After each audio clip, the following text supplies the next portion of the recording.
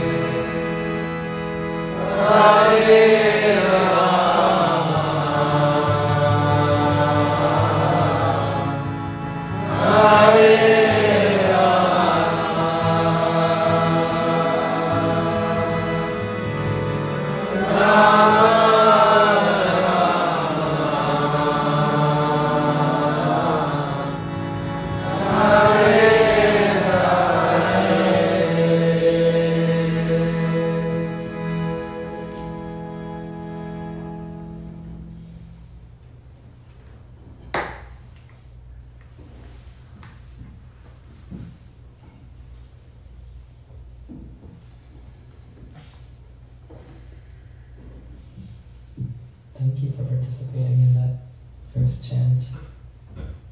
There is magic when you take mantras and combine them with music. Music is, I think after English or whatever language you speak, is the primary most language that we're able to communicate as human beings. And it has this wonderful tendency to be able to touch hearts even without fully understanding what the mantras mean. While we would love to get into what the mantras mean specifically, that would perhaps be for another time. I don't want to take away from Jay's time to present his very, very interesting topic. So that being said, I'll invite him up to take the spot where I'm sitting, and we will enlighten and share wisdom. If you feel like you need to, feel free to stand up, take a stretch. The last thing you want to do is be meditating on how much our feet hurt.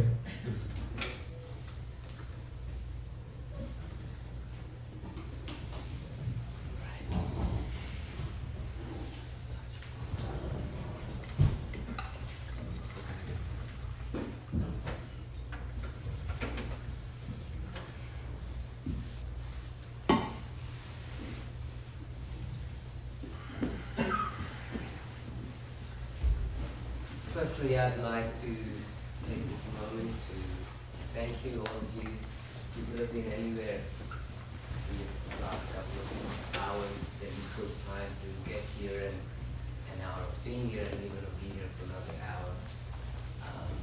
In Seattle, so many people are there, but how many chose to be here? Really appreciate, and from the deepest most core of my heart, I really want to thank you to chant with us, get this life, keep the energy going. Now, can someone read what's on the screen? From knowing to growing, bridging the gap between knowledge and action, redefining gratitude. How did you do that? I'm a kindergarten teacher, so I can read through this. How many of you noticed that there's something wrong with it? What's wrong with it? Letters are all mixed up. What's right with it? It's a great message. First and last word is right. Good pickup. So this is, I'm sure a lot of you might have already known this, but this was a research done in Cambridge University, where it's called a jumbled paragraph. So as long as the first and the last letter is in its right spot, human brain can actually read it. Doesn't matter how wrong the spellings are. So amongst knowing many things, this is something probably we didn't know. So today's topic is on gratitude, also piggybacking on what we spoke about last week on Thanksgiving, Kirtan. So it was about gratitude. I just wanted to unpack it a little bit today to understand what it really means. So now tell me, how many of you have heard all of these? Show of hands. We should read. Can we read this? Can someone read that? What's the first line? We should be grateful. How many of us agree with that? Yeah? What about the second one? We should be loving. How many of us agree with that? What about the third one? We should be kind. Yep. And what about agreeing with that? And the fourth one I'll read, listening is sometimes louder than speaking. I think we all agree with that too. And happiness grows when shared. I think we can raise our hands there too. But tell me, how many have thought of this when I was just showing you guys this, right? A lot of the times, you know, we come across, like we go to a session or someone's talking, you know, in a class, in university, or just in general, we might be having a friendly chat, a motivational chat, or chat to just motivate someone else. Well, you know, we throw these things out there. We should be grateful, we should be compassionate, we should be loving, we should be kind. But it really makes me wonder, you know, does it really go any further than that when we're saying all of these things? I sometimes feel that, you know, we should be grateful and then we just stop there. And we just think, you know, okay, if let's say, you know, a lot of the time I face this when I'm telling someone like, you know, we should be grateful, we should have a gratitude habit of writing things in the morning and things like that. Yeah, I've heard that before, you know, like, you know, we get that feeling inside that, you know, I already know this. You know? How many of you felt that? I already know this. Right? When someone says things like these, we just, you know, get that feeling that I already know this, you know. So what am I trying to point out here is, when we say, I already know this, do we really live it? Are we living it? Am I really being grateful? Am I really being kind? Am I really being loving? And you know, a lot of us are on that journey, and I think almost all of us are on that journey of knowing to living. But some of us never really make it there. Some of us, you know, always are in that struggle mode that, you know, knowing, yeah, I know I have to be grateful, I know I have to be loving, I know I have to be kind, I know I have to be, you know, helpful, I know I should share and care. But do I really do that? Do I really in my real life get to that from I already know this to I'm already living it? So when we say I already know this, really that's the most deadliest thing one can say, because when we say that I already know this, really I'm not really open to the idea of living it. I'm already saying that, yeah, I know I'm grateful, I'm kind, I'm caring, I'm all of these. But, you know, so from like few examples, you know, we all know the value of exercising, not procrastinating, savings, but we already are guilty of, at least certainly I am, not to be able to exercise at least 3-4 days in the week. From saying that to just only exercising once a week, or never exercising sometimes in 3 weeks, or procrastinating, you know, just setting goals, doing this, doing that, but you know, just always delaying it to the last minute, scrambling it and just moving on. Saving, definitely, you know, it's a big challenge, especially in you know, a society where, you know, we live in a capitalistic structure where things are always just asking us to, you know, just make frivolous purchases. You know, we just go out there, we want to save $2,000 a month, but then we actually end up taking a debt of $2,000 per month just so that we can get our wants. So there's a big gap between knowing we all know that, you know, all of these things are good, but we are not able to live them. But tell me, how many of you guys know that company? Nokia. What about this one? Did you know there was a company that came to Blockbuster Video, not once, not twice, 3 times? Could you buy us at 5 million, 50 million, and 100 million? Guess what that company is? Exactly. And what is the valuation of Netflix today? $1 billion. Just close to $400 million as of today. So, what do you think the management of those 2 companies did wrong? They thought they already know this. They thought they already, when Netflix came to Blockbuster, all the executives thought, we already know this. And, well, we know where Blockbuster is today, and we know where Netflix is today.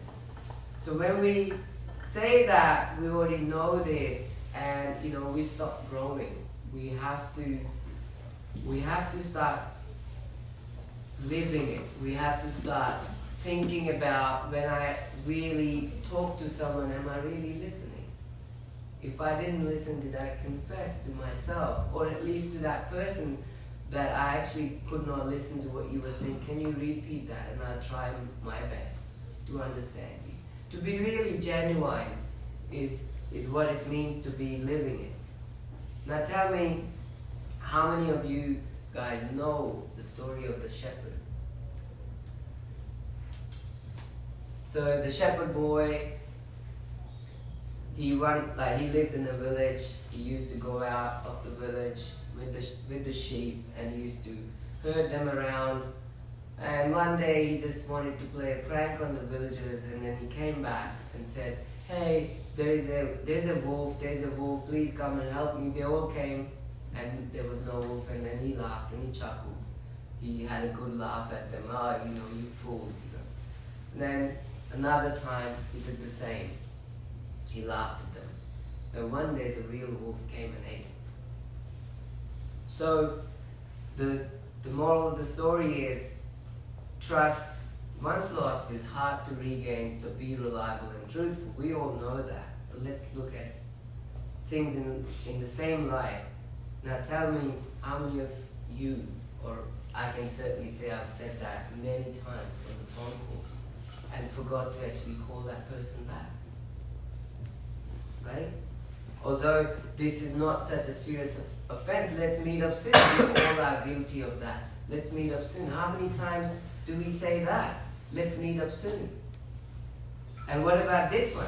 I'll help you with that tomorrow, and that tomorrow never comes. And that one. I'll change. We'll do that in relationships a lot, whether that's a parent-children relationship or relationship with our intimate partners. I'll change. I won't do that again, but then yet we find ourselves doing that same thing again. Oh, wow, that's a classic one. I'll take care of it, don't worry, and I will never take care of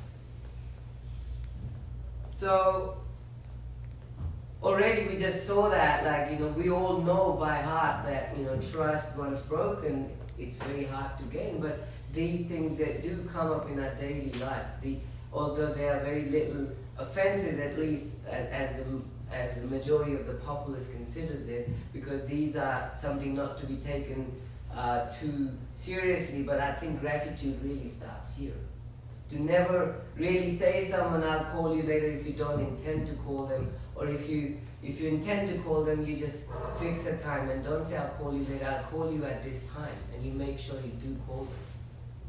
And let's meet up soon, from that to, you know, just actually not saying that at all, or better, you know, you actually invite them. Instead of saying, "Let's meet up soon," why don't you come to my house for a dinner on this time? These are some of the things I came up with, but I'd like to know more, because I also want to learn from you guys. So I'm opening the floor just for another, we still have about 7.5 minutes.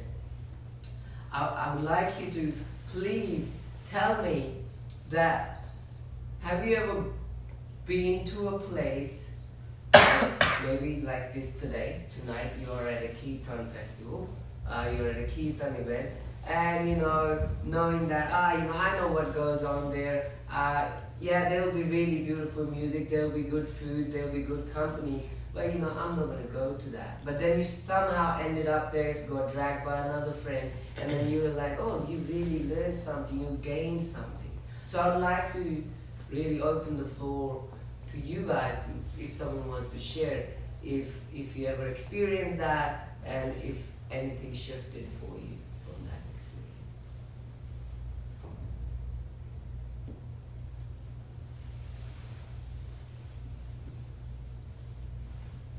That's like bridging the gap from knowing that yes, Kirtan is good, a motivational talk is good, going to a good show where someone is going to show us something that will be for our benefit, knowing all of that, but despite that we didn't want to go, but we somehow ended up there. But when we came back, we thought, oh my goodness, I really grew, I really shifted something. Well, I think I'll just take the example of Mantra House, for instance. We started this organization about 2 years ago, and our first event was in like a performing arts center, which isn't it wasn't a very typical Kirtan venue, and we had like 150 people come. I think it's one of the biggest events we've done. But since then we've evolved. We've gone from performing arts center to like longhouses to yoga studios, and we've changed the way we do things, or understanding that people come from different backgrounds, different levels of understanding. I think, at least in my time, trying to figure out how to find, there's a business term, product market fit. Trying to find that, I've many times gone into conversations with people who are better versed about Kirtan or events or the Seattle audience, thinking that I know, oh, this would work better with them. But in reality, I had attended an event and I'm like, wow, no one's actually able to actually connect with this event because so-and-so is off. So I would say, at least for myself, these events, I think for me it's always been an interesting task to learn from hearing from others to how to make these events more conducive and enjoyable for others, not just what I think works for others.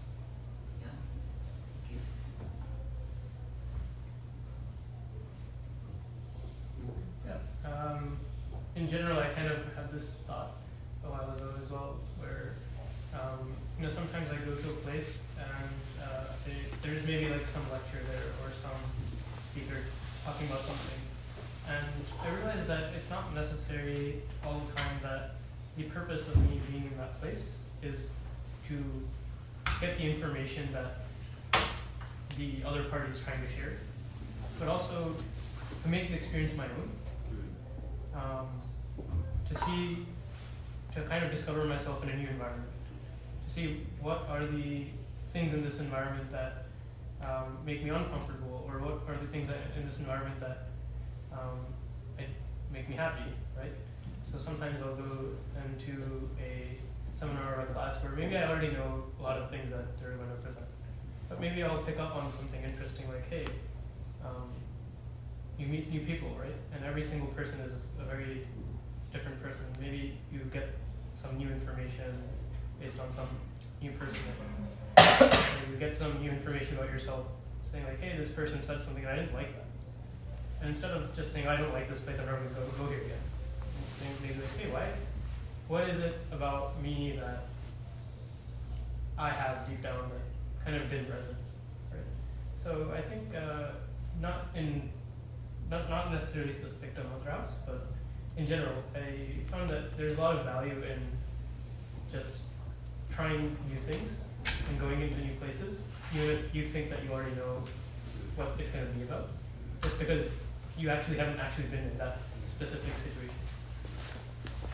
And there's more than a billion ways to look at the same thing. So although we may be knowing things, but someone else's perspective may speak to us and may be very, very relevant in that particular moment, or sometimes you never know what you're gonna hear today that might help you 10 years down the track.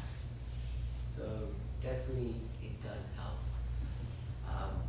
I certainly can say I'm also a yoga teacher, and when I first started teaching yoga, it was quite disheartening, you know, as a new teacher. Obviously no one wants to really take chances to come to your classes, and like first class I remember there was only 2 students, and I went there, although I kept doing that. It went on for like 8 weeks like that, just 2 people, but those 2 people weren't the same 2 people. They would sometimes, one person come, then the new person come, then the new person only gonna continue for 2 weeks, and then they will drop out, and then someone else will join. I was like, what's going on? But I kept my chin up, and I was almost about, you know, it's really not for me, because I'm an engineer by trade, so I only teach yoga because I really like it, and I practice it every day. But so in my 8th class, this first time someone actually asked me that, hey, do you teach somewhere else? Because these classes are really early in the morning, but I want to continue with you. And that really kept me going. And from that point on, I not only started teaching another place and to a 3rd place, and before I knew, I was getting calls from 2 other studios where they heard about my classes. And little did I know, my last class in Australia was like 120 people. And this all happened in just 2 years. So I think, you know, when we do, as you just said, like when we do go to places, you just don't know what opportunities just waiting for you out there. Not only just saying that you already know this, because I already knew that there's gonna be 2 people, but I kept going to that morning class. Well, and also it was a very odd slot, 6 a.m. on a Saturday morning. Who wants to be in that class? But yeah, besides that, I think a lot of things shifted for me from those experiences. From gaining the experience of talking in front of, you know, this is very easy to talk in front of 20, 30 people in a closed room, but then to speak in front of 120 people on a mic teaching yoga on the beach side is quite different. And there are different skills you gain from, you know, different experiences. But if anyone else hasn't got anything to share, maybe closing the session. Anyone wants to share one last thing? Okay. Thank you for your time, and we'll continue to keep them. Thank you.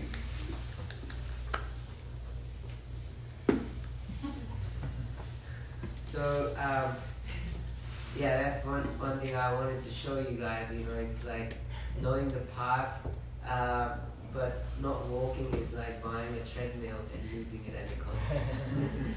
So let's put it to work and live what we know. Thank you.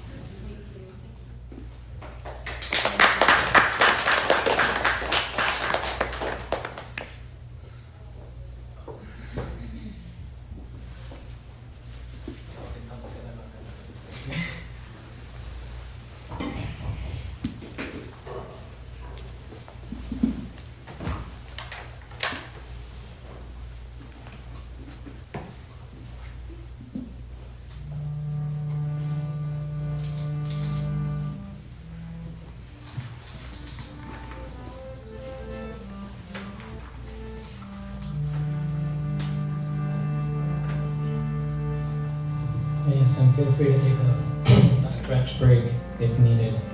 Once again, we don't want to be meditating on our feet and how much they hurt or whatever else it is. We want to be comfortable. So if you're thirsty, get a drink of water. If you need to use the bathroom, no need to hold it in. Whatever it may be.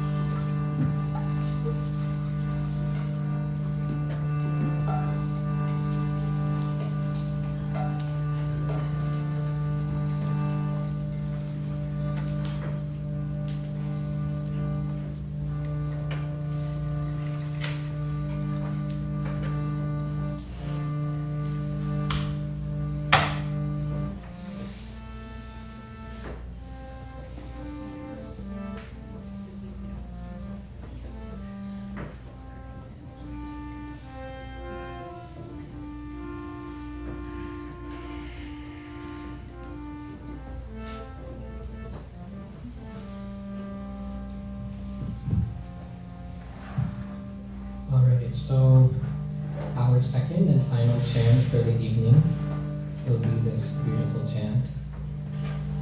There's just a couple of words, and again we'll do a quick practice round so we're all feeling a bit more comfortable with these Sanskrit terms.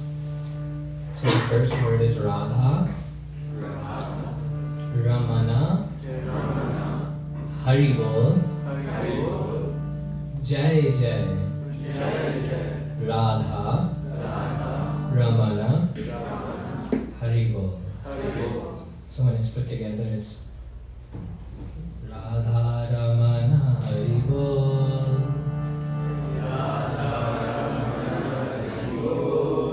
Jai Jai Radha Ramana Haribol.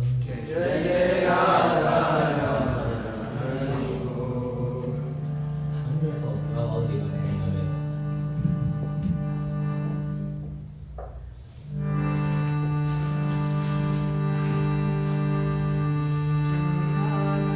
Radha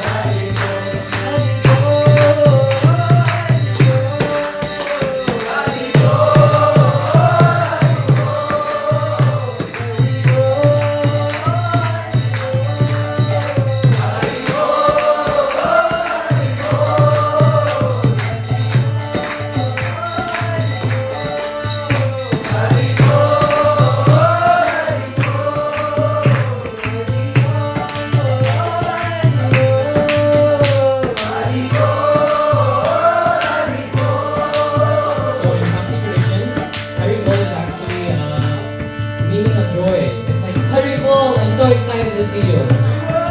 So now, every time we go high, we'll say Haribol.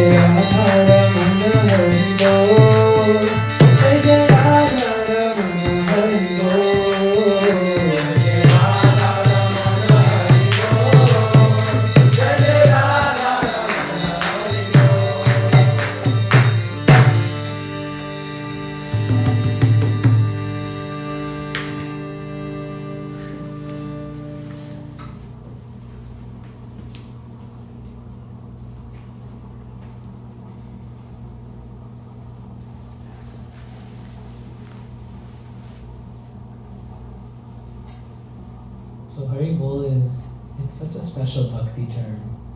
Have any of you heard it before by any chance? So it's actually an expression of joy. I don't know if you can hear it in the word, but it's just such an exciting word. Hari, yeah, they can hear us. They're saying hi back to us. Hari Bol. So a lot of times when you go to places in India that are rich in bhakti culture, a greeting that is used is actually Hari Bol, how are you doing? So in that same way, Hari Bol in this mantra is like a greeting. And way that you physically respond to the mantra, or way that you physically, so like, you say namaste, and this is what you do with your body, right? In Hari Bol, you put your hands up like this, like, Hari Bol, I'm so excited to see you. It's one way to put it, of course. So this is a beautiful mantra with such an energetic mood. Do you mind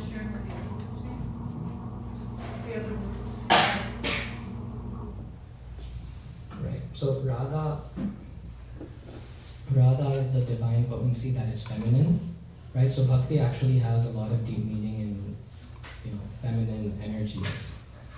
And then Ramana, the meaning of Ramana is actually skipping my mind. Deepak, would you happen to know? He's been studying bhakti. Happy, right? So Radha Ramana Hari Bol, it's really just a mantra expressing joy. And Jai is like also like a greeting. It's a more humble greeting, right? So it's addressing the divine energy within everybody and in the world essentially. And it's doing so in a very expressive, happy way. Jai also means victory. Victory. So basically it's bringing that energy, whatever the goal we choose, let's bring victory to that, bring the energy together, and then it's the feeling of joy. Right, and in this case victory is not, oh, I want to go become a millionaire. It's, please engage me in service that is fulfilling. Because at the end of the day, as humans, we are all service entities. We're always serving one another, we're serving a boss, we're serving kids, we're always serving. So in bhakti, the ultimate prayer is, please engage me in my ultimate service, my dharma, which is where I will find true fulfillment and happiness. That being said, if just a couple of announcements before we end. Like I was mentioning, I've learned not to say I know that. So in my conquest to better understand how to meet you all halfway and better cater to all of you, I like to ask this question: how do you travel? Because we don't have a permanent location, we have the flexibility of jumping around. So I'd like to know, how do you travel? What types of locations and venues are most conducive? So the first question is, who here took public transport? Who drove? Okay, this is great because I thought more people would take public transport, but I realized that ultimately as Americans, our society is built on cars. So that's been really helpful.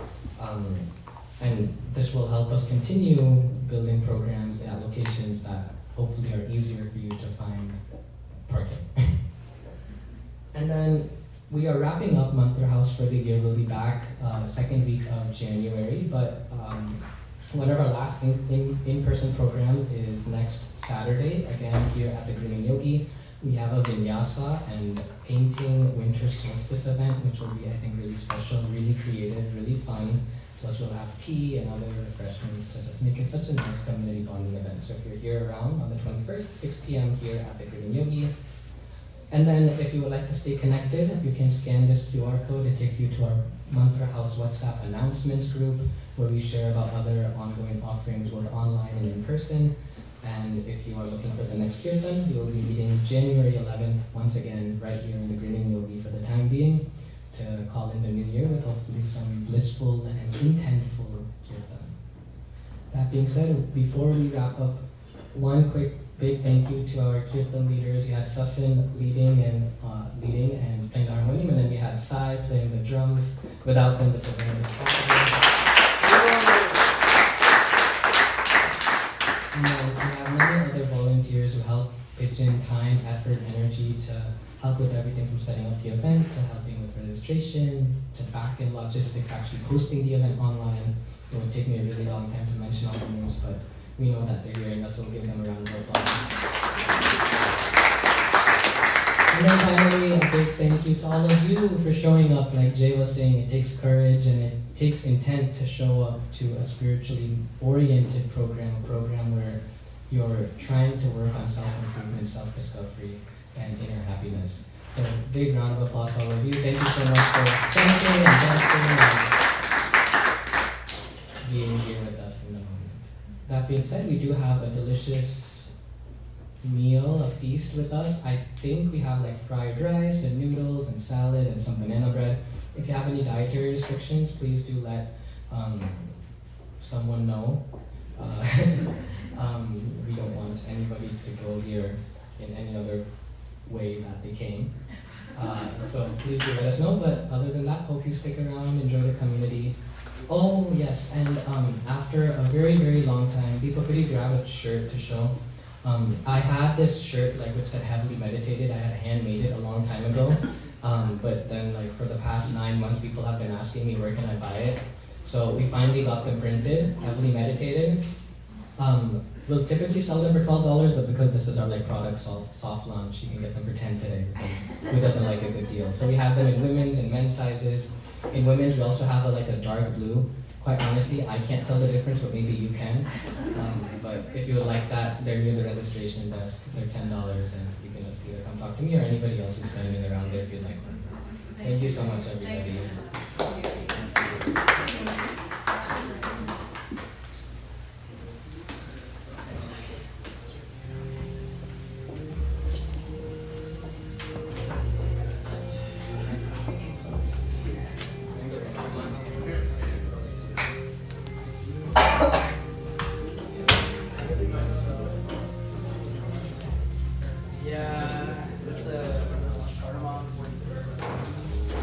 Yeah, it's like really strong. That's great, you guys. Thank you so much. Yeah, thank you for coming. What's your name? Nice to meet you. Was this your first time in a Kirtan? This is Kirtan, yeah. Yeah. How did you first come in contact with Kirtan? A few years back, I used to do it quite frequently in Santa Monica. I would go every week. Oh. Yeah, I used to do that every week. What's the name of the institute? Bhakti Yoga Shala. Bhakti Yoga Shala. Yes, I've heard of it. Yes, definitely. About the... Okay. But... It's really cool. Yeah. I think